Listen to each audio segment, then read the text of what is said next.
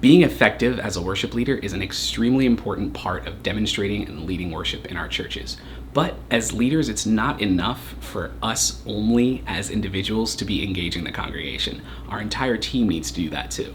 So in this video, we're going to talk about what makes an effective worship team. Stick around.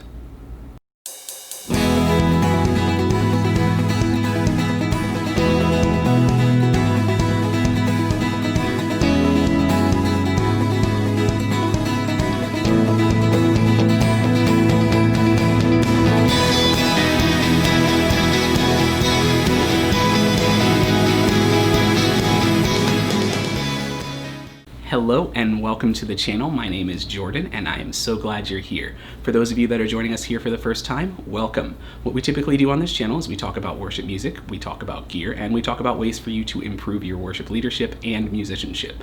If that sounds like something that you're interested in, definitely consider hitting that subscribe button and also the notification bell so you don't miss the next episode. And also consider, if you actually enjoy this, hitting the like button because it lets me know that this is actually helpful to you guys and it helps me out as a channel. All right, so the first way to build an effective team is to build community together. This is something that I touched on in a previous video, which you can check out up here, and it really applied as well to the individual as a leader, which is what I was talking about in that last video, but it also applies to teams, obviously, because it's talking about building relationships together. It's so important for you to pray together, like I mentioned before, but it's also important for you to spend time together. And that's not just necessarily on stage or during worship rehearsal, but also just outside of that time. Devoting that extra bit of time to one another helps build those relationships, helps foster those connections. And it helps you not only to learn about each other, but also to learn about God together and to be the iron that sharpens iron. Now, as a side note, right now, I know we're in the middle of a pandemic and it's difficult for us to stay connected the way that we normally do, but we do, by the grace of God, have the technology that allows us to do the next best thing by having video calls with one another, at least being able to see each other face to face, even if it's over distance. So take advantage of that if that's something that you'd like to do to stay safe from the virus. All right, and the next way for you to build an effective worship team is to build a team that looks like your church. It's cool to have trendy young people on the stage, but how much cooler is it to have a worship team that looks like and represents your congregation? Actively consider all kinds of diversity, but also be careful of tokenism. Don't just have someone that's older on the stage just to have age variance on the stage. Don't just have a person of color on stage just for the sake of diversity. Find ways to honor those people. Find ways to honor them, their history, their culture, their language, and just them as individuals.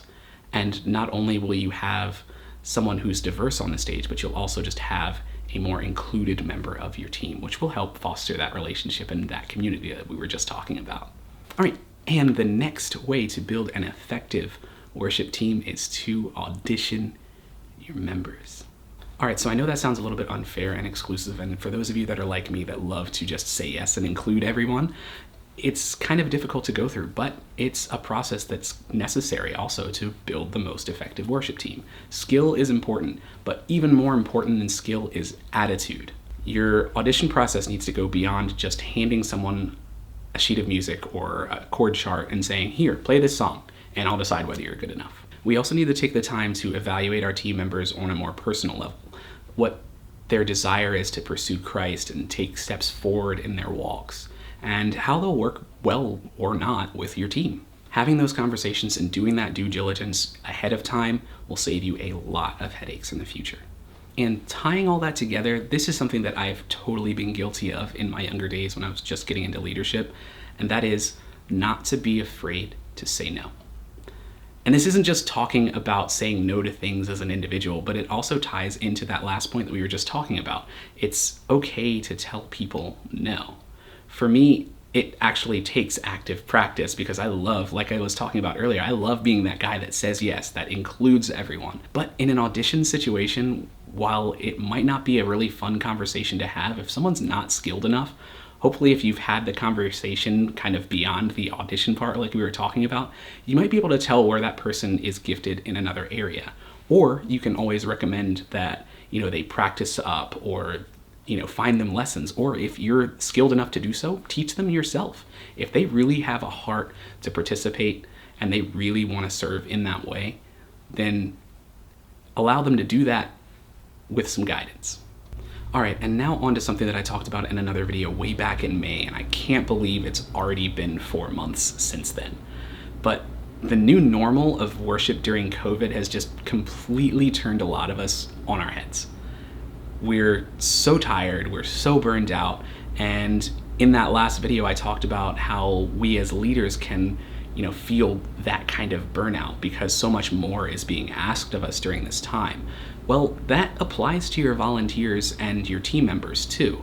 As leaders, we've all been trying our best to do things that are creative to continue to engage our congregations in this difficult time while we're still remote. But as surely as we as staff are feeling the pressure of all this extra stuff, so are our teams. Especially in times like these, we need to be mindful, making sure that our teams are resting.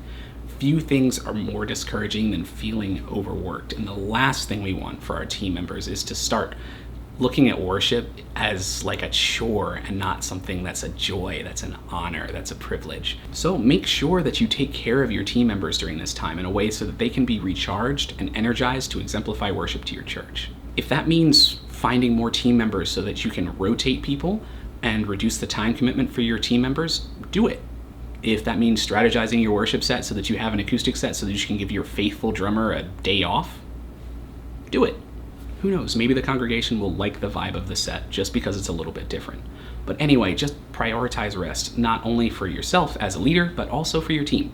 Make sure you're looking out for them. Okay, so hopefully you found all of that helpful, and if you did, please don't forget to like the video. It really does help me know if this is helpful to you guys, and it helps YouTube to recommend it to other people. Now, before I let you go, I just wanted to say thank you for being who you are, thank you for letting me be who I am, and thank you for being a part of this journey with me. It has been such a tremendous blessing, and I cannot wait to see what comes next. I will see you guys in the next video. Take care.